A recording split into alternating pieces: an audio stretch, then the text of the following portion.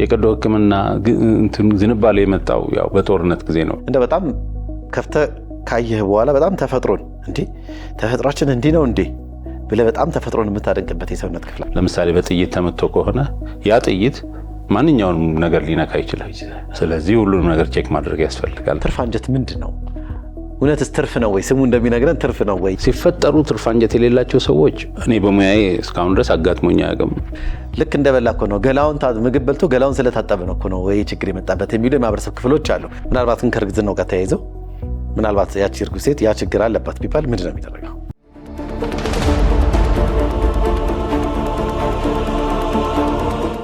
ጤና ይስጥልን ተመልካቾቻችን፣ ሳምንታዊው የጤና ጥበብ ፕሮግራም ተጀምሯል። ጤና ጥበብ ፕሮግራማችንን ሰላም ሄልዝ ኮንሰልተንሲ ከአባይ ቴሌቪዥን ጋር በጋራ በመሆን ወደ እናንተ የሚያቀርቡት ፕሮግራም ነው። በዚህ ፕሮግራም ላይም በጤናው ዘርፍ ላይ ከፍተኛ አስተዋጽኦ እያበረከቱ የሚገኙ የሕክምና ባለሙያዎችን እንግዳ አድርገን በመጋበዝ ያላቸውን እውቀትና ክህሎት ወደ እናንተ የምናደርስበት ፕሮግራም ነው የጤና ጥበብ ፕሮግራማችን።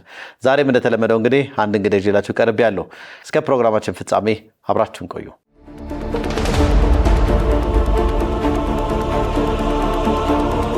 ተመልሰናል ተመልካቾቻችን፣ የጤና ጥበብ ፕሮግራማችን ተጀምሯል። እንግዳችንም እዚህ ስቱዲዮ ደርሷል። እንኳን ደህና መጣ። እንኳን ደህና ቆያችሁ። ሰላም ነው? ደህና ነኝ። ሁሉ ሰላም። ስራ ጥሩ ነው? ስራ ቆንጆ ነው። በጣም አሪፍ። እንግዲህ ዛሬ እንግዲህ የጤና ጥበብ እንግዳችን እንድትሆን ጥሪ ስናደርግልህ ፈቃደኛ ሆነ በመምጣትህ በተመልካቾቻችን ስም እጅግ አድርጌ አመሰግናለሁ። እኔም አመሰግናለሁ። ፕሮግራማችን እንግዲህ ጤና ጥበብ ይሰኛል። ወደ ፕሮግራማችን ቀጥታ ከመግባታችን በፊት ማንም በል ከየት ነው የመጣው ሙያ ምንድን ነው የሚለው ነገር የተወሰነ ራስን አስተዋውቀንና ወደ ፕሮግራማችን እንገባለን። እኔ ዶክተር አጋዚ ጥሩነህ እባላለሁ። በዘውዲቱ ሆስፒታል የቀዶ ህክምና ስፔሻሊስት ባለሙያ ነኝ። በማገልገል ላይ ይገኛለሁ። ምን ያህል ዓመት አገለገልክ? በዘውዲቱ ሆስፒታል ብቻ ወደ 9-10 ዓመት ይሆናል። እዛ በፊትም ጠቅላላ 15 ዓመት በቀዶ ህክምና ባለሙያ ብቻ አገልግያለሁ። ጠቅላላ በህክምና ወደ 20 ዓመት ይሆናል ማለት ነው። በጣም ብዙ ነው። 2 ዓመት። በጣም ደስ ይላል። ጥሩ ነው። እንግዲህ ፕሮግራማችን ጤና ጥበብ ይሰኛል። እንደምታውቀው ህክምና እንግዲህ አንዱ ጥበብ ከሚታይባቸው የሙያ ዘርፎች አንዱ ነው ማለት እንችላለን እና እንደው ከዛ አንጻር ጤና ጥበብ መሆኑን ከአንተ ሙያ ጋር አያይዘ የተወሰነ ነገር እስቲ ንገረን። ጥበብ ነው ሲባል እንግዲህ ብዙ ጊዜ ሰው የሚገነዘበው ህክምና ሳይንስ መሆኑን ነው። አብዛኛው ህክምና ሳይንስ ብቻ አይደለም፣ ህክምና ጥበብም ነው። ጥበብ ማለት ያው አርት የምንለው ማለት ነው እና ብዙ ጊዜ ከስራ ከልምድ እና ከበሽተኛ ጋር ከመቆየት እንዲሁም ከህክምናው ጋር ከመዋሃድ የሚመጣ ከፍተኛ የጥበብ አይነት ነው ራሱ ህክምና እና ዝም ብሎ ሳይንስ ብቻም አይደለም። ህክምና ትልቅ ትዕይንት አለው። ጥበብም ነው ህክምና።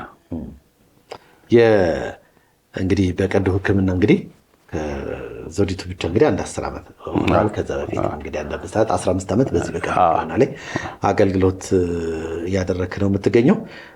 እንደው ምናልባት ወደ ኋላ ልውሰድህና የመጀመሪያ የቀዶ ህክምና ሐኪም ሆነ ወደ ሰራኸው ኬዝ ልውሰድህና እሱ ጋር የነበረውን እስቲ ሞመንት አስታውሰኝ። ምን አይነት ኬዝ ሰራህ? መጀመሪያ የቀዶ ህክምና ዝንባሌ የመጣው ያው በጦርነት ጊዜ ነው። ኢትዮ ኤርትራ ጦርነት ጊዜ ያን ጊዜ የጀነራል ፕራክቲሽነር ወይም ስፔሻሊስት ያልሆነ ሐኪም ነበርኩኝ እና እዛ ሄጄ በጦርነቱ ጊዜ ግዳጅ እዛ በማይበት ጊዜ በጣም ኢንተረስቱ ወይም ዝንባሌው የመጣው ያኔ ነው ብዬ አስባለሁ። እና በዛ ጊዜ ሰርጅኖች ወይም የቀዶ ህክምና ስፔሻሊስቶች ሰውን እንዴት እንደሚረዱ ሳይ ዝንባሌው ከዛ ጊዜ ጀምሮ ወደዛ መጣ እና የሰርጀሪ ሙያ ወይም የቀዶ ህክምና ሙያ ያው ልትወደው የሚገባ ሙያ ነው። ሰውን ትረዳበታለህ። ምንድነው የሚያስፈልገው? አንዱ ዋናው እሱን ለመሆን ዋናው ያስፈልጋል ብዬ የማምነው ዝንባሌ ነው፣ ፍላጎት ነው። ፍላጎት ሲኖር ነው። በተለየ መንገዱ ደግሞ በጣም አድካሚ ነው ስራው፣ ያው ስትረስ አለው። ያንን ግን የምትወጣው ባለ ዝንባሌ ነው። ፍላጎቱ በጣም ካለ እነዚህ ነገሮች ብዙም አፌክት አያደርጉም፣ አይጎዱም ማለት ነው እንጂ ነገር ግን ስራው ስትረስም ያለው ስራ ነው። በሽተኛ ዳነ አልዳነ መከታተል ያስፈልጋል። ቀዶ ጥገና ቀዶ ብቻ መሄድ አይደለም። ከዛ በኋላ ተመልሶም እንደገና ሁለተኛም ሌላ ቀዶ ሕክምናም ሊያስፈልግ ይችላል እንደ ውሳኔው ማለት ነው። ይሄ ደግሞ መከታተል ይጠይቃል እና ስራው ቀላልም አይደለም። ግን ጥሩ ፍላጎት ላለው ሰው በጣም ትልቅ ሙያ ነው ብዬ ነው የማምነው። ትልቅ ሙያ ነው ብዬ ነው የማምነው። የመጀመሪያ የሰራውን ቀዶ ሕክምና ታስታውሳለህ? ያው ግርዛት ምናምን ከዛ ምናምን የጀመርኩት እነዚህ ማይነር ኦፕሬሽኖች የሚባሉት ነው እና ይሄ ዝም ብሎ እዛ ዋር ኤሪያ ላይ ቸስት ቲዩብ ኢንሰርሽን ምናምን የሚባሉ አሉ። ከዛ ነው የጀመርኩት። ከዛ ነው የተጀመረው። ከዛ አምፑቴሽን ወይም እግር እጅ መቁረጥ ምናምን ከዛ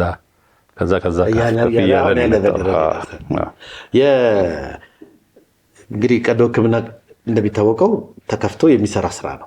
የሰውነት አካል ተከፍቶ የሚሰራ ስራ ነው እና ምናልባት እንደው ከፍተህ ስታይ የሰውነት አካሎቻችንን ያው ታያቸዋለህ አይደል? አብዛኞቹን እንደው በጣም ከፍተህ ካየህ በኋላ በጣም ተፈጥሮን እንዴ ተፈጥሯችን እንዲህ ነው እንዴ ብለህ በጣም ተፈጥሮን የምታደንቅበት የሰውነት ክፍልህ የትኛው? ያው አንዱ አፔንዲክስ ነው ወይም ትርፍ አንጀት ነው።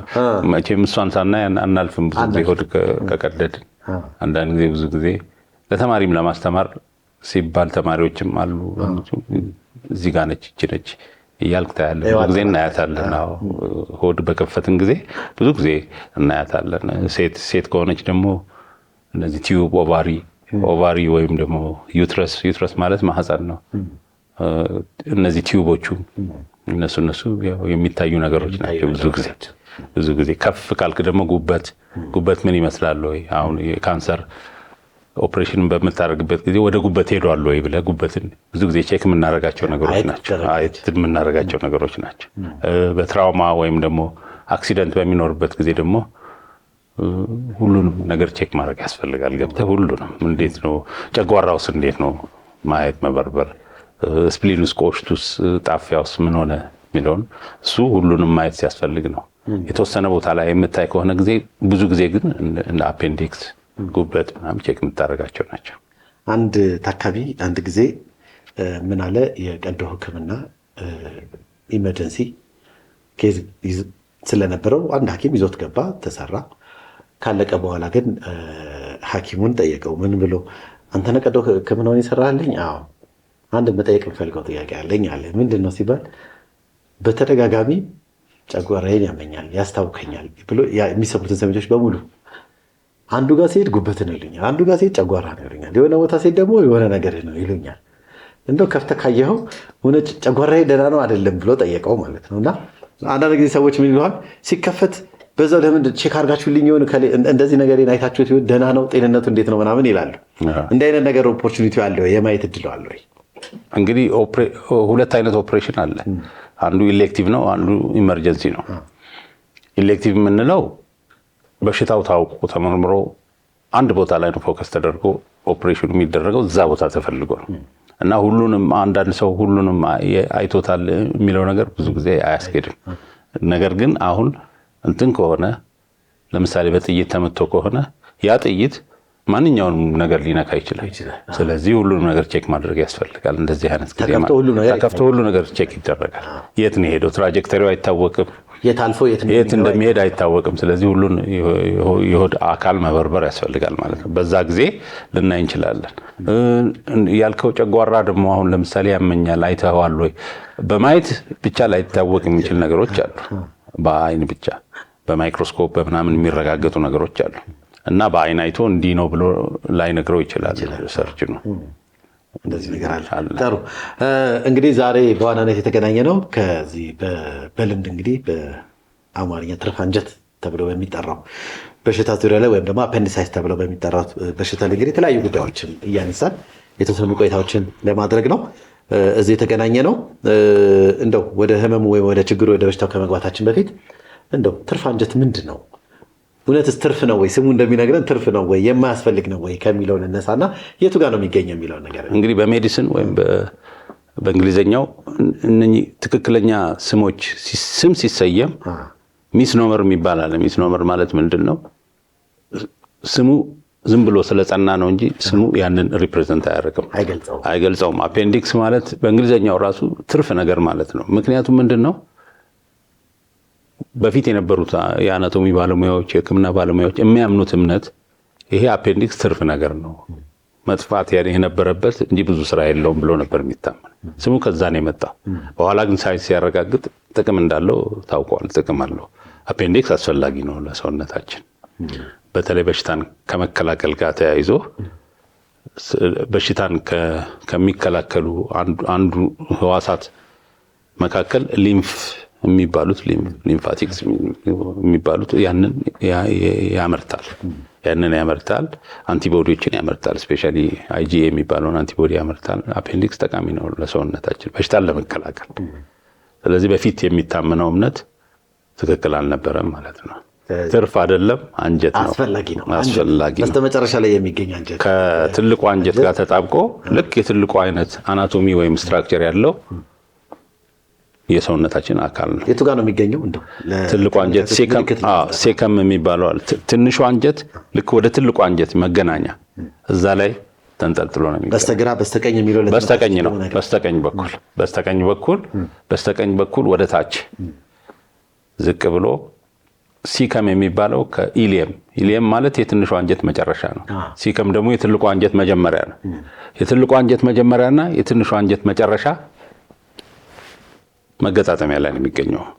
እሱ ጋር ነው የሚገኘው። ስለዚህ ከዚህ በፊት እንደሚባለው ጥቅም የለውም ሳይሆን አሁን ሳይንስ ያረጋገጠው ጥቅም አለው። ትርፍ አይደለም፣ አስፈላጊ ነው ማለት ነው።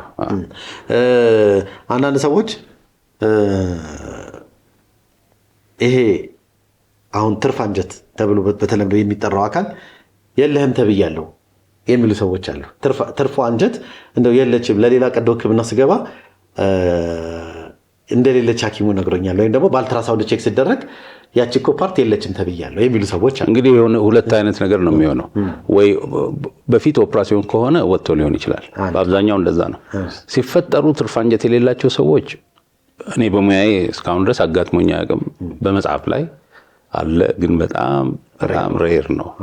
አፔንዲክስ አይኖርም አይባልም፣ ግን አቀማመጡ አንዳንድ ጊዜ አስቸጋሪ ስለሚሆን ተፈልጎም ሊታጣ ይችላል በኦፕራሲዮን። በአብዛኛው ግን በጣም በቀላሉ የሚገኝ የሰውነታችን አካል ነው። አንዳንዴ ሊጠፋ ይችላል እንደ ፖዚሽኑ ማለት ነው። ያ ማለት ደግሞ የለም ማለት አይደለም። አጥቼዋለሁ ወይም አላገኘሁትም ሊሆን ይችላል እንጂ ሲፈጠሩ የሌላቸው ሰዎች በጣም ትንሽ ናቸው፣ ብዙ አይደለም። ምናልባት ግን በተፈጥሮ ሰው የሌላቸው ሰዎች ጥቂት ይኖራሉ። ቢኖሩም የሚያጡት ነገር ይኖራል። ያው የሰውነት የበሽታን የመከላከል አቅማቸው ከሌላው ካላቸው ሰዎች የቀነሰ ነው የሚሆነው። ጥሩ። እሺ፣ አፔንዲሳይትስ ወደሚለው ደግሞ እንምጣ፣ ወደ ኢንፌክሽኑ እንምጣ። ትርፍ አንጀት በተለምዶ የሚባለው እንግዲህ በራሱ ኢንፌክሽን ሊፈጥርበት ይችላል። እንደው ምንድን ነው አፔንዲሳይትስ ስንል ምን ማለታችን ነው የሚለው ነገር እስቲ ነኝ። ያው አፔንዲክስ ማለት እንግዲህ የአንጀት ክፍል ነው። ከትልቁ አንጀት ክፍል አንዱ ነው። በፊት እንትን ነው ቲዩብ ድፍን ነገር ነውና አያስፈልግም ነበር የሚባለው። አሁን ግን ድፍን አይደለም። እንደ ማንኛውም አንጀት ሊውመን አለው። ስለዚህ ያ በምን ምክንያት ነው የሚመጣው ለሚለው ሳይንሱ የሚያስቀምጠው ምንድን ነው? ይደፈናል። ሊውመኑ የሚደፈለው በተለያዩ ምክንያቶች ነው። አንዱ በኢንፌክሽን ነው። ሌላው ፌኮሊቲ የምንለው አለ። ፌኮሊቲ ማለት የደረቀ የሰገራ አካላችን እሱ ይደፍነዋል። ያ በሚደፍነው ጊዜ እዛው ያሉ ባክቴሪያዎች መራባት ይጀምራሉ። ስለዚህ ኢንፌክሽን ይፈጥራል ማለት ነው። አፔንዲክሱ ላይ ኢንፌክሽን ሲፈጥር አፔንዲሳይትስ እንለዋለን ማለት ነው። ያ ለተለያዩ ችግሮች ያጋልጣል ማለት ነው። ስለዚህ በዋናነት የዚህ በሽታ ችግር የምንለው ምንድነው? አሁን ያልካቸው ነገሮች ነው። ተጨማሪ ሌላ ምክንያቶች ይኖሩታል? ተጨማሪ ሌላ ምክንያቶች አሁን የሚታመኑት ኮንስቲፔሽን ወይም ድርቀት ምናምን ይሄንን ያመጣዋል፣ መዘጋቱን ያመጣዋል። እንደዛ ተብሎ ይታመናል። በህፃናት ልጆች ላይ ደግሞ የተደጋጋሚ ኢንፌክሽኖች ሊምፎይድ ሃይፐርፕሌዥያ የምንለው እሱም አንዱ ኮዝ ነው። ጥሩ። የዚህ አፔንዲሳይትስን በዋናነት በእድሜ መከፋፈል እንችላለን። ለምሳሌ አንዳንድ ሰዎች አፔንዲሳይትስ ህፃናት ላይ ብቻ የሚከሰት ችግር ነው ብለው የሚደመደሙ ሰዎች አሉ። ትልልቅ ሰው ምን ሆነ ሲባል እንደዚህ ከሞት ሲባል ብዙ ሰዎች እንደው አያምኑ እና እንደው በእድሜ መከፋፈል እንችላለን ወይስ የትኛውስ እድሜ ላይ ይበዛል? የትኛውስ እድሜ ክልል ላይ እንደው አይከሰትም ብለን ሳይንሱ የሚያስቀምጠው የእድሜ ክልል አለ? አለ። እንግዲህ አፔንዲሳይትስ እንግዲህ በጣም በትንሽ በህፃናትና በሽማግሌዎች ላይ ብዙ ኮመን አይደለም፣ አናየው። ነገር ግን በማንኛውም እድሜ ሊከሰት ይችላል። አንዱ እሱ ነው እና ፒክ የምንለው እድሜ በጣም ኮመን የምንለው እድሜ ያንግ ከ15 እስከ 20 ዓመታት ባሉ ናቸው። ይሄ ምክንያት አለው። ስትራክቸር ኦፍ ዘ አፔንዲክስ ያን ጊዜ ሊመኑ እየሰፋ አይመጣም፣ ገና ጠባብ ነበር። በህፃናት ላይም ኮመን አይደለም። በጣም በተለይ በትንሽ ህፃናቶች ላይ አዲስ በተወለዱ ህፃናት ላይ ኮመን አይደለም፣ ግን ይከሰታል። ችግሩ ምንድነው? ሲከሰት ማወቅ አይቻልም ቶሎ እና ብዙ ወደ ኮምፕሊኬሽኖች ይመጣል እንጂ ይሄ አፔንዲሳይቲስ የምንለው አንደኛ በጣም ኮመን ነገር ነው። በዋናነት በአንደኝነት የድንገተኛ የሆድ ህመም ለኦፕራሲዮን ከሚዳርጉ ነገሮች በአንደኝነት የምንጠቅሰው አፔንዲሳይቲስ ከሌሎች በተጨማሪ ማለት ነው። በጾታ መከፋፈል እንችላለን። የትኛው ጾታ ላይ የትኛው በጣም አሁን ወንድና ሴት ላይ በአብዛኛው ተመሳሳይ ነው። ትንሽ በወንድ ላይ የመጨመር እንትን አለ። ምክንያት ማንሳት እንችላለን ወይም ደግሞ ያ ሊሆንበት የቻለበት የተጋላጭነት ምክንያት የምናነሳው ነገር ይኖራል። እሱ የሚያስቀምጠው ነገር የለም። የኤፒዲሚዮሎጂካል እንትን ነው። ያው በጣም ተመሳሳይ ነው። በጣም ተመሳሳይ ተቀራራቢ ነው። ምናልባት በጣም በእድሜ በጣም የገፉ ሰዎች ላይ ያለመከሰት እድሉ እንደተወለዱ ያሉ ህጻናት ላይ ሁለቱ ጋር የመከሰት እድሉ ያንሳል ብለናል። የህጻናቶቹን አንስተናል። በጣም በእድሜ የገፉ ሰዎች ላይ ያለመከሰት እድሉ ምክንያት ማንሳት እንችላለን። ምክንያቱ ምንድን ነው? ኦብስትራክሽን የመፈጠሩ ፌኮሊቲ የመፈጠሩ እንደዚህ አይነት እንትኖቹ ሬር ናቸው። የአፔንዲክስ ስትራክቸሩ ሰፊ ስለሚሆን ብዙ ጊዜ የመዘጋት እንትን አይኖረውም በዛ እድሜ ላይ። ነገር ግን ሲከሰት አንዱ ኮዙ ምንድነው? ካንሰር ራሱ በእድሜ በጨመረ ቁጥር የካንሰር ፕሪቫለንስ ይጨምራል። ያን ጊዜ አፔንዲክሱ ሲመጣ ራሱ እድሜያቸው ከ50 ዓመት በላይ በአፔንዲክስ ከመጡ ካንሰር መሆኑን አለመሆኑን ግዴታ ማረጋገጥ ይኖርብን። ምክንያቱም አፔንዲሳይቲስ በራሱ ተነስቶ የመምጣት ቻንሱ ራሱ ዝቅተኛ ስለሆነ በካንሰር ምክንያት ነው የመጣው። ካንሰርም አንዱ ኮዝ ነው። ካንሰር አንዱ ኮዝ የሚሆነው በጣም በእድሜያቸው በገፋ ሰዎች ላይ ነው። ስለዚህ እንደዛ አይነት አፔንዲክስ ከወጣ በኋላ የማይክሮስኮፕ ምርመራ ያስፈልገዋል ማለት ነው። ካንሰር ነው አይደለም። ካንሰር ከሆነ ተጨማሪ ሰርጀሪ ሊያስፈልገው ይችላል እና ያንን ነው የምናረጋግጥ። ሌላው ምንድነው? በህፃናት ላይ ያለው ኮርስ ልክ እንደ ያንጎች አይደለም። ምክንያቱም ይሄ ምክንያት ያው የሚታወቅ ነው። ምክንያቱም ህፃናት ኢሚዩን እንትናቸው በጣም ዝቅተኛ ነው። ስለዚህ ሲጀምር ራሱ በኮምፕሊኬሽን ነው የሚመጡት እና የመሞት ቻንሳቸው ኮምፕሊኬት የማድረግ ቻንሳቸው ትንሽ ይጨምራል ከያንጎቹ። ኢልደርሊ ወይም ትላልቅ ሰዎችም እንደዚሁ ማለት ነው። በመሀል ያለው እድሜ ግን በመሀል ያለው ቶለሬት የሚያደርገው እድሜው ነው፣ ግን ኮመንም እዛ ኤጅ ላይ ነው። እስቲ ወደ ምልክቶቹ እንምጣ። እንዲህ አይነት ችግር ያለባቸው ሰዎች ይዘውት የሚመጡት ምልክቶች ምንድን ናቸው? ከህፃናት ጀምረን ወደ ላይ ከፍ እያልን እንግዲህ ዋናው አሁን ምልክቶቹን አሁን በዚህ በ15 እስከ 20 ባለው እድሜ ብንገልጸው አኪዩት አፔንዲሳይቲስ ማለት ክሊኒካል ዳያግኖሲስ ነው። ክሊኒካል ዳያግኖሲስ ማለት ታሪክ በመውሰድና የሰውነትን ፊዚካል ኤግዛሚኔሽን ወይም ሰውነትን ሁኔታ በማየት በመስራት ድምዳሜ ላይ የምትደርሰው የህክምና አይነት ነው። ስለዚህ ሂስትሪ እና ፊዚካል ኤግዛሚኔሽን በአብዛኛው ወደ ህክምናው ወደ ዳያግኖሲሱ ወይም አኪዩት አፔንዲሳይቲስ መሆኑን አለመሆኑን የምታገኝበት ነው ክሊኒካል ዳያግኖሲስ። ሌሎቹ ተጨማሪ ናቸው። አሁን አንዱ ሰው የሚጠይቀው እንዴት ነው አልትራሳውንድ ሳልነሳ አኪዩት አፔንዲሳይቲስ ተባሉት። ምልክቶቹ አንድ ላይ ከመጡ በጣም ክላሲካል ከሆኑ ምንም ሌላ ተጨማሪ ምርመራም ብዙም ሳያስፈልገው ሐኪሙ አፔንዲሳይቲስ ነው ብሎ መስራት ይችላል። በጣም ግልጽ ከሆኑ ግልጽ የማይሆኑባቸው ነገሮች አሉ። አሁን ሴት ከሆነች ለምሳሌ ኦቫሪና እዛ አካባቢ ያሉ ነገሮችም ተጨማሪ ስለሆኑ ተጨማሪ ምርመራ እንደ አልትራሳውንድ ሊያስፈልግ ይችላል። ህፃናት ላይ አንደኛ ሲምፕተማቸውን አይናገሩም። ይሄን ያመመኝ ምናምን ስለማይሉ ግዴታ ተጨማሪ ምርመራዎች ያስፈልጋሉ እንደ አልትራሳውንድ አይነት ማለት ነው። በጣም እድሜያቸው በጨመረም ቁጥር እንደዚሁ ምልክቱ ክላሲካል ወይም ራሱ መሆኑን መግለጽ የማይችል ስለሆነ ተጨማሪ ምርመራዎች ያስፈልገዋል። አለበለዚያ በሂስትሪ እና በፊዚካል ኤግዛሚኔሽን ድምዳሜ ላይ መድረስ ይችላል። ስለዚህ ምልክቶቹ አንዱ ዋናው ምክንያት መጀመሪያ ወደ እምብርት አካባቢ የሚጀምር ፔን ከዛ በኋላ ትንሽ ሰዓታት ቆይቶ ወደ ቀኝ ወደ ታች የሚሄድ እዚህ ጋር ነበረ፣ በኋላ ወደዚህ ዞረ። ሺፍት ይባላል። ሺፍቲንግ ፔን ይባላል። ራይት ሎወር ኳድራንት ሺፍቲንግ ፔን። እሱ ካለ በቃ አፔንዲሳይተስ የመሆን ቻንሱ በጣም ከፍተኛ ነው፣ በወንዶች ላይ እስከ 100%። ሌላው ትልቁ ሲምፕተም አኖሬክሲያ ነው። አኖሬክሲያ የምንለው የምግብ መከልከል ከብዙ ከሌሎች የሆድ ህመሞች የምንለይበት አንዱ ይሄ አኖሬክሲያ ወይም የምግብ መከልከል ዩዥዋሊ ከአብዶሚናል ፔኑ ወይም ከሆድ ህመሙ ቀድሞ ይመጣል። ምግብ ይዘጋቸዋል እና ይሄ ምልክት በአብዛኛዎቹ ላይ ይኖራል። ይሄ ምልክት ከሌለ ምግብ የሚበሉ ከሆነ ምግብ የማይዘጋቸው ከሆነ ብዙ ጊዜ አኪዩት አፔንዲሳይትስ ነው ለማለት ያስቸግራል። ተጨማሪ ምርመራ ያስፈልጋል ማለት ነው። ስለዚህ አብዶሚናል ፔን ዊዝ አኖሬክሲያ ወይም ደግሞ ምግብ የመዝጋት ይሄ ዋናው ሲምፕተም ነው። እንዴት ነው ቶሎ ነው የሚመጣው ወይ ፋስት ነው ወይ እንደሌላው እንደ ጨጓራ ያጣድፋሉ? አያጣድፍም። ትምህርት ቤት ሄዶ ሊመጡ ይችላሉ ህፃናት፣ ግን ምግብ እየዘጋቸው ማለት ነው። ህመሙም ይሄን ያህል በአንድ የሚጥል አይደለም። ነገር ግን እየቆየ ሲሄድ ኮምፕሊኬሽን የመፈንዳት ወይም ፔሪቶናይትስ የምንለው ነገር ይመጣል ማለት ነው። ስለዚህ ዋናው ምልክቶቹ ቱኪያ ብዙ የለውም፣ አንዴ ወይም ሁለቴ፣ ማቅለሽለሽ ግን ሁሌ ያለ እና ዋናው ምልክቱ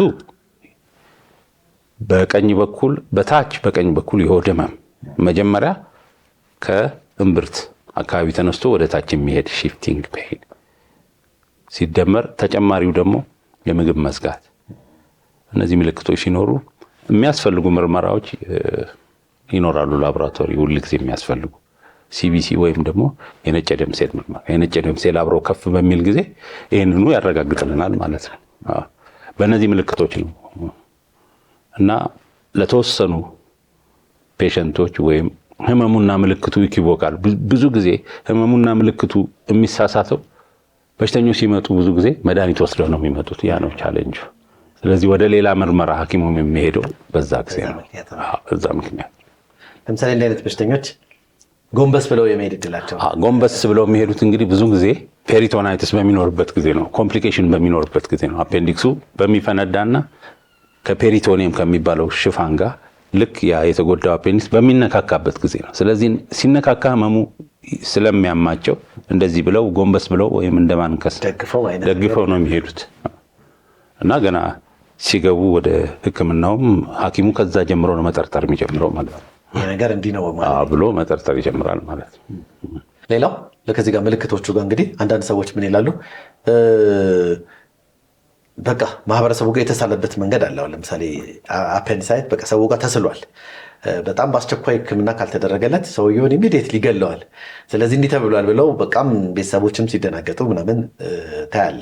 አሁን ቅድም ደግሞ የተወሰነ ትምህርት ቤት ሄዶ መምጣት ምናምን፣ ምክንያቱም ቤት ተመልካቾች ጋር መዘናጋት እንዳይፈጠር ስለፈለጉ ትምህርት ቤት ሄዶ እንደዚህ ብሎ ይመጣል የሚለው ነገር ይኖራሉና ምናልባት ከዛ ጋር እንዳይጋጭብን የሆነ ነገር በለ ያ ምልክቱ በጣም ሰደን አይደለም ለማለት ነው እንጂ ቶሎ ኢንተርቬንሽን ያስፈልገዋል። አኪዩት አፔንዲሳይቲስ ቶሎ ኢንተርቬንሽን በቆየ ጊዜ ኢንተርቬንሽን ቢደረግም የመሞት ቻንሱ በጣም ዝቅተኛ ነው ኦፕራሲዮን ከተደረገ በኋላ። ግን ወደፊት የሚከሰቱ ኮምፕሊኬሽኖች ይኖራሉ።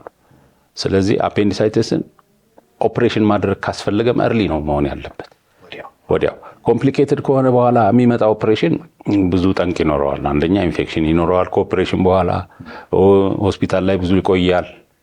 ኢንፌክሽኑ መታከም አለበት። እንደገና በኋላም ደግሞ ይሄ ከኦፕሬሽን በኋላ የሚመጣ ኢንተስታይናል ኦብስትራክሽን ወይም አዴዥን የሚለው ነገር እነሱ ጠንቆች ሁሉ ይኖራሉ ማለት ነው። ስለዚህ እርሊ መታከም፣ ቶሎ መታከም አስፈላጊ ነገር ነው ማለት ነው። አንዱ ምንድነው ትልቁ ችግር ወደ ብዙ ጊዜ ዳያግኖስ ወይም ድምዳሜ ላይ ያለመድረስ ነው። በተለያዩ ህክምና በሽተኞች የሚመጡት 3 ቀን 4 ቀን 7 ቀን እየቆዩ ነው። መድኃኒት ይሞክራሉ፣ ሌላ መድኃኒት ይቆያሉ። አንዳንዶቹ ተሽሏቸውም በዛው ይቀራሉ።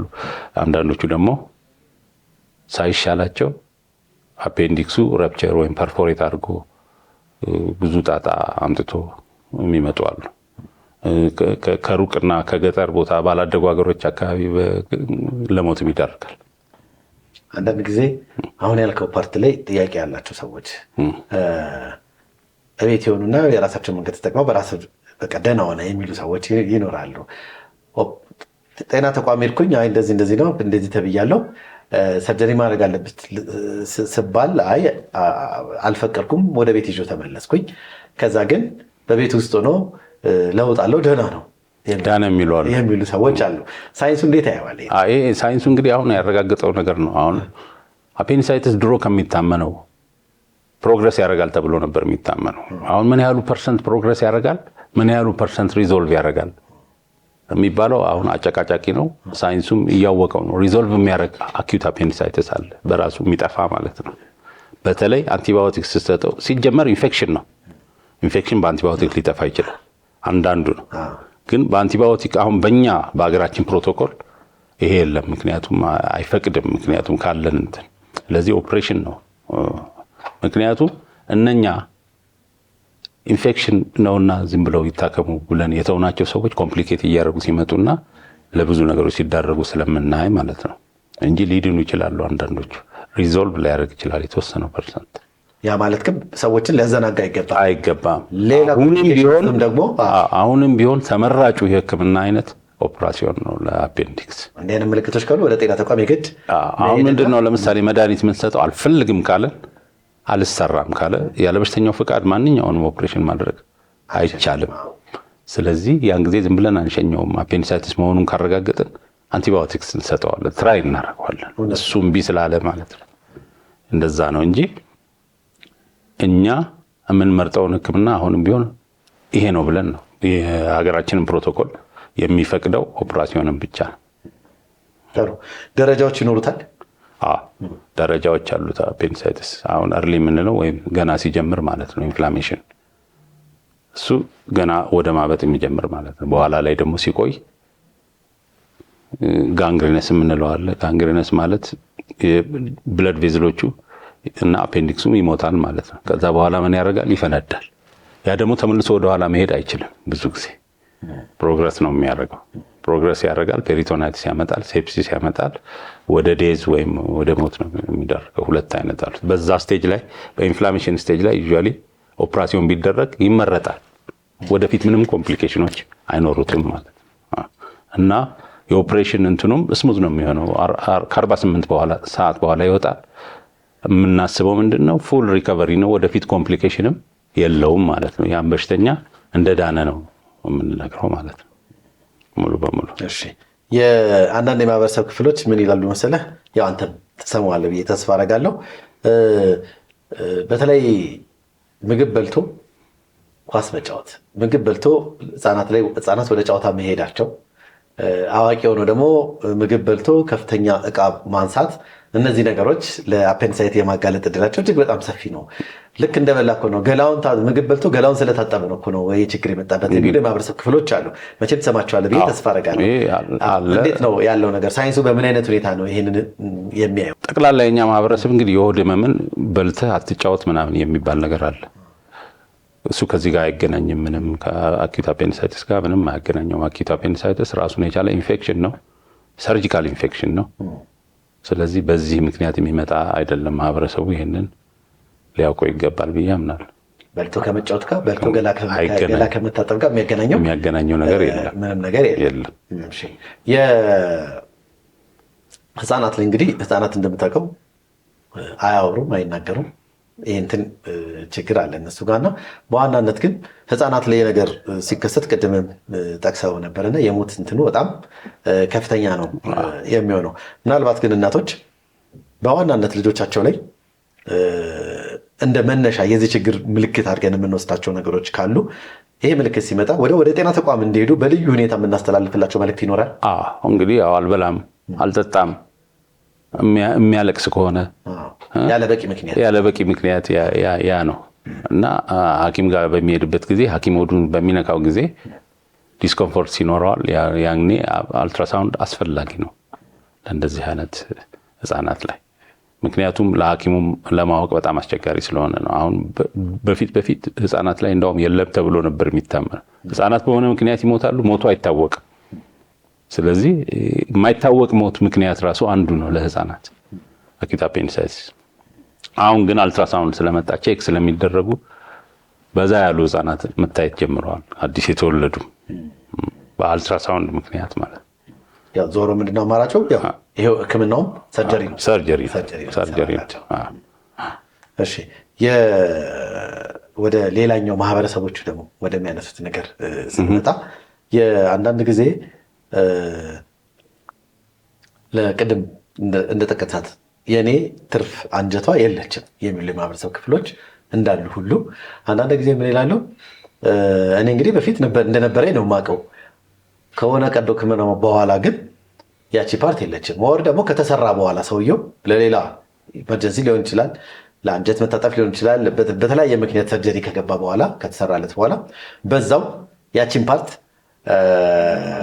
የሚወጣበት ሁኔታ አለ የሚሉ የማህበረሰብ ክፍሎች አሉ። ሳያስፈቅዱ ነው ሐኪሞች እኮ ሳያስፈቅዱ ነው ያወጣው። ከዛ አልትራሳውንድ ባለሙያው ሲነግረኝ ይቺ ፓርት የለችም እኮ ታሳያለች፣ ራሱ ኦልሬዲ ተቆርጣ ነው የወጣችው የሚል ሀሳብ ሰጥቶኛል። እንዴት ነው ሳይነግሩኝ ያወጡት የሚል ጥያቄ የሚያነሱ የማህበረሰብ ክፍሎች አሉ። ተፈጻሚነቱ ግን ምን ያህል ነው? ለሌላ ቀዶ ህክምና ገብተህ ያንን አድርጎ መውጣት ይቻላል ወይ? ያለው ተፈጻሚነት ሀገራችን ላይ ምን ይመስላል? አሁን ከምን ልጀምርልህ መሰለህ? አሁን አፔንዲክስ ከሴከም ጋር ነው የሚያያዘው። ከሴከም ተቀጥሎ በኢመርጀንሲ ኮንዲሽን ሐኪሙ የማይነግርበት ምክንያት ኢሌክቲቭ ካልሆነ ኦፕሬሽኑ ውስጥ ገብቶ የሚያጋጥመውንና የሚያየውን አይቶ ያኔ ለበሽተኛው ሊያማክርም አይችልም። የሚሆነውንና ለህይወቱ የሚያስፈልገውን ሐኪሙ ዲሳይድ ነው የሚያደርገው ማለት ነው። ከነቃ በኋላ ግን መንገር አለበት፣ ይነግረዋል። የማይነገርበት ኮንዲሽኖች መኖራቸውን በአሁኑ ጊዜ ብዙ መንገር ያስፈልጋል። ይሄን ግን የሚወጣበት በሽተኛው ሳይነገረው የሚወጣበት ምክንያት አንዱ ለምሳሌ ፓቶሎጂ ወይም ህመሙ ወደ ሌላ ነገር ከሆነ ሴከም የሚወጣ ከሆነ ለምሳሌ አፔንዲክሱም አብሮ ነው የሚወጣው፣ ግዴታ ነው፣ ላው ላይ ነው ያለው። አንዱ እሱ ነው። ሌላው ሪዝን ደግሞ ኢንሲደንታል የሚባል አፔንዲክቶሚ ያለ አጠራጣሪ ከሆነ ያወጣዋል ሰርጅኑ። ለሌላ ነገር ገብቶ አሁን አፔንዲክስ ከሆነ ያገኘው እሱን ያወጣዋል።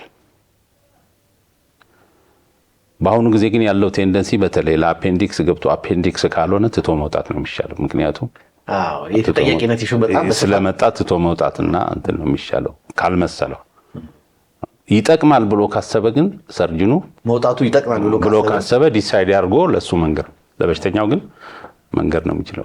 አንድ ጊዜ ማንደንዘዣ ላይ ካለ መናገርም ስለማይቻል ማለት ነው። ዞሮ ግን ባለሙያው የሚያደርገው አንድና አንድ ምንድን ነው? ህመምተኛው ሊጠቅሙ የሚችሉ ውሳኔዎችን ነው የሚወስነው። ከዛ ውጭ ሌላ ምንም ዓላማ ምንም ለራሱ ጥቅምና እንትን ሲል አይሰራም። በፊት እንግዲህ ተማሪዎችን ለማስተማር እንዴት አፔንዲክስ እንደሚወጣ ማሳየት፣ አሁን ሜዲኮ ሌጋል ኢሹዎች ስላሉ በሽተኛው መነገር ስላለበት አይሆንም። በሽተኛው ያውቀዋል ማለት ነው። ኤሌክቲቭ ሰርጀሪ ከሆነ የሚሰራውን ነገር ያውቀዋል፣ የማወቅም እንትን አለበት። ስለዚህ እንዲህ አይነት ሰዎች በዚህ ደረጃ ነው መረዳት ያለባቸው። ጥሩ። እንግዲህ ወደ ህክምና አማራጮቹ እንምጣ። ምንድን ናቸው ያሉት አማራጮች? ለምሳሌ ይሄ ችግር አፔንዲሳይት ሲኖርበት አንድ ሰው ያሉት የህክምና አማራጮች ምንድን ናቸው? እንግዲህ ቅድም እንዳልኩ ዋናውና ብቸኛው አማራጭ ኦፕራሲዮን ነው እስካሁን። ሌሎች አማራጮች አሉ። ምክንያቱም አንዳንድ አፔንዲሳይት ሪዞልቭ ስለሚያደርግ በራሱ ሊቆም ስለሚችል በአንቲባዮቲክስ ወይም በመድኃኒት ድጋፍ ማለት ነው። ያንን የሚያደርጉት እንግዲህ ሁለት አይነት ኮዝ አለው፣ ኦብስትራክቲቭ እና ነን ኦብስትራክቲቭ። ኦብስትራክቲቭ የሚባለው ፕሮግረስ ያደርጋል። ስለሚያደርግ በተለይ ፌኮሊስ ካለው እና አፔንዲሳይትስ ሲምፕተም ካለው ግዴታ መውጣት አለበት። ነገር ግን አሁን ባደጉት ሀገሮች እንደዚህ ኮንዘርቫቲቭ ትሪትመንት ሆስፒታል እያቆዩ በመድኃኒት የሚያዋቸው ሁኔታ አለ እስኪሻላቸው ማለት ነው። ይሄ ደግሞ ጥብቅ ክትትልና ብዙ እንትን ይፈልጋል። በእኛ ሴታፕ ግን ብቸኛውና ዋናው አማራጭ ህክምና የኦፕራሲዮን ህክምና ነው። ኦፕራሲዮን ደግሞ ውጤታማ ነው፣ በጣም ውጤታማ ነው። በጣም ከእንትኑ ከፕሪቫለንሱ አንጻር ስታይ አራውንድ 8-9% ኦፍ ፖፑሌሽን አፔንዲሳይትስ ዴቨሎፕ ያደርጋል ቦዝ ሜልስ ኤንድ ፊሜልስ። እና ዋናው ወይም ኮመን የምንለው የአኪዩት አብዶመን ኮዝ አኪዩት አፔንዲሳይቲስ ነው። ሌላው አማራጭ ትሪትመንት ምንድን ነው? አብጦ በሚመጣ ጊዜ እብጠቱ እስኪቀንስ ድረስ ኦፕራሲዮን አይደረግም። እብጠቱን እስኪቀንስ ድረስ በአንቲባዮቲክስ ይሰጣል። ከዛ በዛው ከቆመ ኦፕራሲዮኑን ከፈቀደ ከ6 ሳምንት በኋላ አፔንዲክሱ ደህና ሆኖም ሊቀር ይችላል። እንደገና ሊመለስም ይችላል። አንዳንድ ሐኪሞች አድቫይዝ የሚያደርጉት ከ6 ሳምንት በኋላ ወይም ኢንተርቫል አፔንዴክቶሚ የሚባለውን ይሰራሉ። አለበለዚያ በዛውም ደህና ከሆነ መከታተል ብቻ ነው የሚያስፈልገው። ይሄ እንደዚህ አይነት ህመም ያለባቸው ሰዎች ቅድም ያልናቸው ምልክቶች ከመነሻው በሚያዩበት ሰዓት ወደ ጤና ተቋም መሄድ እንዳለባቸው እንግዲህ በደንብ አውርተናል፣ ተናግረናል። ሲመጡ ደግሞ ቅድም እንዳልከው አድርገው የሚመጡት ማስታገሻ፣ ሌሎች መድኃኒቶች በምን ወስደው የሚመጡ ሰዎች ይኖራሉ። እሱ በቀጣይ የሚኖረውን የህክምና ሁኔታ ላይ የሚያስተጓጉል መሆኑንም እንደው በዚህ አጋጣሚ ነግራቸው። ስለዚህ ምንድነው አኪዩት አብዶመን ወይም የሆድ ህመም ምናልባት ሰርጂካል ኢንተርቬንሽን ሰርጀሪ ያስፈልገዋል ብሎ ካመነ ማንኛውም የጤና ባለሙያ መድኃኒት ባይሰጥ ጥሩ ነው። መድኃኒት በተለይ አንቲባዮቲክስ ሙሉ ለሙሉ ከታወቀ በኋላ ግን መስጠቱ ግዴታም ነው አስፈላጊም ነው። በሽተኛውን በህመም መሰቃየት የለበትም። አስቀድሞ የህመም መድኃኒት መስጠት ምንድነው ያንን ሲምፕተሙን ይለውጠዋል። ሌላው ከዚህ ጋር በተያያዘ እንግዲህ ቀዶ ህክምናው ተሰራ፣ ሆስፒታል ይቆያሉ የተወሰነ ሰዓታት፣ ከዛ በኋላ ወደ ቤታቸው። ምናልባት ይሄ ችግር ያለባቸው ኖሯቸው ቀዶ ህክምና ተደርጎላቸው ወደ ቤት የሄዱ ሰዎች ምናልባት በቤታቸው ውስጥ በሚኖራቸው ቆይታ ምን አይነት ጥንቃቄ ነው ማድረግ ያለባቸው የሚለው ይህም በሁለት አይነት ማየት ይችላል። ሲምፕል አፔንዲሳይቲስ አርሊ ከሆነ ነን ኮምፕሊኬትድ ከሆነ ማለት ነው ብዙም ጥንቃቄ ማድረግ አይኖርባቸውም። ፔኑም ቶሎ ነው የሚጠፋው። ፔኑን ለሳምንት እንደዚህ አንቲፔን መውሰድ ነው። ከኦፕራሲዮን በኋላ የሚኖር ፔን ብቻ ነው። ከዛ በኋላ ብዙ ጥንቃቄ እንዲያደርጉ የምትመክራቸው ነገር የለም። ነገር ግን ኮምፕሊኬትድ ከሆነ አንደኛ ከ5 ቀን እስከ 7 ቀን እስከ ወር ድረስ ውንድ ኢንፌክሽን ሊኖራቸው ይችላል እና ያ ምልክት ወዳቸውን በሚያማቸው ትኩሳት በሚይዛቸው ጊዜ መምጣት አለባቸው። ውንድ ኢንፌክሽን ማለት ሱፐርፊሻል ሊሆን ይችላል፣ ከላይ ሊሆን ይችላል፣ ከውስጥም ሊሆን ይችላል። ህፃናት በተለይ ቶሎ ብለው እንደገና ብዙ እንትን ስለሆነ ዲፌንስ ሜካኒዝም ስለሌላቸው አፔንዲክሱ ኮምፕሊኬትድ ከሆነ አንደኛ ሆስፒታልም ትንሽ እናቆያቸዋለን እስከ 5 ቀን እስከ 6 ቀን። ምክንያቱም በ5 ቀን በ6 ቀን በአብዛኛው ስለሚታይ ቤትም ከሄዱ በኋላ ሊፈጠር ይችላል። ይህንን እነግራቸዋል። ቀጠሮ ይሰጣል። እስከ ወር ድረስ ፎሎ እናደርጋቸዋለን። እስከ ወር ድረስ ፎሎ አድርገናቸው ደህና ከሆኑ ብዙ ጊዜ ፎሎ አፓቸው ይቆማል ማለት ነው። ከዛ በኋላ ምናልባት በአመጋገብ ሁኔታ ማድረግ የሚገባቸው ጥንቃቄ ብዙም የምንመክራቸው ነገር የለም። እሱ ላይ ብዙም ደህና ከሆኑ ማለት ነው። ግን ወደፊት በኦፕራሽኑ ምክንያት አዴዥን ወይም ኦብስትራክሽን ሊያመጡ እንደሚችሉ እሱን መጠቆም ያስፈልጋል። ይህንን ልክ እንደ ማንኛውም በሽታ የአፔንዲሳይትን መከላከል እንችላለን ወይ? መከላከል ለምንድነው የማንችለው የሚሉ ሰዎች ይኖራሉ። ምንድነው ምላሽ? አኪዩት አብዶመንን ወይም ሰርጂካል አብዶመንን በአጠቃላይ መከላከል አይቻልም። ማከም ነው የሚቻለው። ሲመጣ ማከም ነው የሚቻለው። ምንድነው ከማከምም እንደ መከላከል አድርገን የምንወስደው ምንድነው ቶሎ ወደ ሳይባባስ ኢንተርቬንሽን ፕሮግኖሲስኑ ወይም ወደፊት የሚመጣውንም ነገር ጥሩ ያደርገዋል። ያ ነው መከላከል። ግን መምጣቱን መከላከል አይቻልም። ጥሩ። ምልክቱ ሲኖር ቶሎ ወደ ጤና ተቋም መሄድ ዋናው ነገር። እሺ ይሄ በተደጋጋሚ ለምሳሌ ቅድም ያነሳው ነገር አለ። ቀዶ ህክምና ሳይሰራላቸው ይመጣል፣ አፔንዲሳይት ይመጣል፣ አንቲባዮቲክስ ይሰጣቸዋል፣ ይታከማሉ፣ የሆነ ነገር ያደርጋል፣ ይሄዳሉ፣ ድጋሚ ይመጣል። እንዲህ አይነት ድግግሞሽ የሚኖርበት ሁኔታ አለ። ምክንያቱ ምንድን ነው? እሱ አሁን እንግዲህ ክሮኒክ አፔንዲሳይትስ ይባላል። አዲስ የመጣ እንትን ክሮኒክ አፔንዲሳይትስ ሪዞልቭ ያደርጋል። በፊት ሪዞልቭ አያደርግም ተብሎ ነበር የሚታመነው። ሪዞልቭ ያደርጋል፣ እንደገና ይደግማል። ሲደግም እንደገናም ሪዞልቭ ሊያደርግ ይችላል። አይታወቅም። ግን ኤኒታይም እንደገና ኮምፕሊኬትም ሊያደርግ ስለሚችል አሁንም ቢሆን አማራጩ ኦፕራሲዮን ነው። ዘላቂ መፍትሄው እሱ ብቻ ነው። ለዛ ነው አንዳንድ አሁን በሽተኞች ምንድነው እሱ አፔንዲሳይትስ ነው ብሎኝ ኦፕራሲዮን ሊያደርገኝ እኔ ግን ዳንኩኝ የሚል እንትን አለ። ምክንያቱም እንደዚህ አይነት ኮርስም እንዳለው ማወቅ አለባቸው። ምናልባት ይህ በሽታ ከሌሎች በሽታዎች ጋር ያለው መስተጋብር ማንሳት እንችላለን። ለምሳሌ እዛ አካባቢ ሌሎች ኢንፌክሽኖች ኖረው ወደ እሱ የመዛመት ወይም ደግሞ የእሱ ኢንፌክሽን ወደ ሌሎች የመዛመት እድሎች፣ ሌሎች ኢንፌክሽኖች ከላይ ለምሳሌ የአንጀት መበሳት፣ መፈንዳት፣ ጨጓራ መፈንዳት ምናምን ያ ፍሉድ በሚመጣበት ጊዜ ወደ ታች ነው የሚወርድ። አፔንዲክስ ታች ስላለ ሰከንደሪ ኢንፍላሜሽን ሊያመጣ ይችላል። ያን ጊዜ በፊት የነበረው ማውጣት ነበር። አፔንዲክሱን ስታየው ራሱ ኢንፍሌምድ የሆነ ስለሚመስል ማለት ነው። እንደዛ አይነት አለው እንጂ ጄኒውን የሆነ ኢንፍላሜሽን አይመጣም፣ ጉዳት አይመጣም። ይሄ ምንድነው ቫለንቲኖ አፔንዲሳይተስ ይባላል። ሰውየው ያወቀው ነው። አፔንዲሳይተስ ነው ተብሎ በስተት እሱ ይሰራል፣ ግን ችግሩ ከላይ ነው እንጂ ብዙ እንትን አይል። ከሌሎች ወደሷ ከሷስ ወደ ሌላ ያው ወደ ፔሪቶኒየም ምናምን ነው የሚዛመተው። ቀደም ያለው ማለት ነው።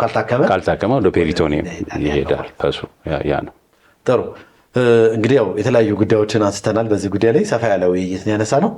ምናልባት ግን እዚህ መጥቼ ሳላነሳው በተለይ በዚህ ጉዳይ ላይ ማህበረሰቡ ማወቅ አለበት ብለህ የምታስበው ነጥቦች ካሉ እነሱን የተወሰኑ ነገሮች ንገረንና ፕሮግራማችን እዚህ ጋር እናደርግ።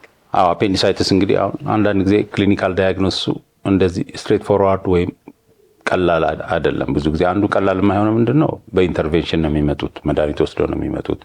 ሁለተኛ አንዳንድ በሽተኞች ላይ አይታወቅም። ለምሳሌ እርጉዝ ሴት ላይ ቶሎ አይታወቅም። ምክንያቱም ምልክቱ ሴከምን ያደገው ዩትረስ ወይም ማህፀን ወደ ላይ ስለሚገፋው ሌላ ምክንያት ይቀርባል። ወይ እዚህ ጋር ኒሞኒያ ነው ይባላል፣ ወይ ደግሞ እዚህ ጋር የሐሞት ጠጠር ነው ሊኖራቸው ይችላል፣ ወይ ደግሞ በእርግዝና ጊዜ ጨጓራ አለ እና ጨጓራ ነው ተብሎ ይቆያሉ ለሞት የሚደረጉ ሁሉ አሉ። እርጉዝ ሴቶች ላይ የሆድ ህመምን በጥንቃቄ ማየት ያስፈልጋል፣ ትኩረት መስጠት ያስፈልጋል። ምክንያቱም ሚስ ይደረጋል እርጉዝ ሴቶች፣ ህፃናት ላይ እና በእድሜ የገፉ ሰዎች ላይ ሚስ ይደረጋል እና ክሊኒካል የጤና ባለሙያዎችን በተለይ ትኩረት ማድረግ ያለባቸው ክሊኒካል ዳያግኖሲስ የሆድ ህመም፣ ቀስ ብሎ የሚመጣ የሆድ ህመም ከእምብርት ጀምሮ ወደ ታች የሚወርድ እንዲሁም አኖሬክሲያ፣ እዚህ ላይ ትኩረት መስጠት አለባቸው ብዬ አምናለሁ። አልትራሳውንድ ብዙ ጊዜ ለሁሉም ይታዘዝ ማለት አይቻልም። ለምሳሌ በቲፒካል ኤጅ ላይ በ15 እስከ 20 ዓመት ባለ ለማንኛውም ሰው አልትራሳውንድ ጊዜ ማባከን ነው የሚሆነው። ፕሬዘንቴሽኑ ክላሲካል ከሆነ አያስፈልግም። ይህንን ያምናሉ ብዙ ጤና ባለሙያዎች።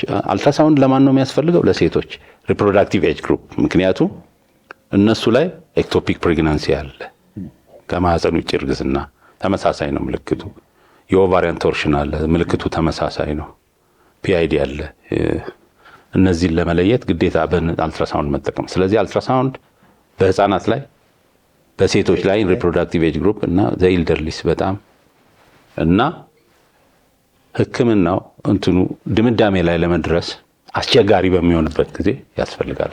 ይህንን እንዲገነዘቡ ነው እንጂ ለማንኛውም ሰው አልትራሳውንድ መታዘዝ የለበትም ብዬ ነው። ጥሩ።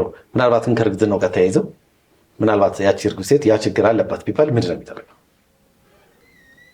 እንግዲህ ሲደጋገምና አሁን በመድኃኒት አልድን ካለ እነሱ በሚያስቡት ለምሳሌ እንትን ነው አሁን ፔፕቲክ አልሰር ዲዚዝ ወይም ጨጓራ ነው ከተባለ መድኃኒት ከወሰደች መሻል አለበት።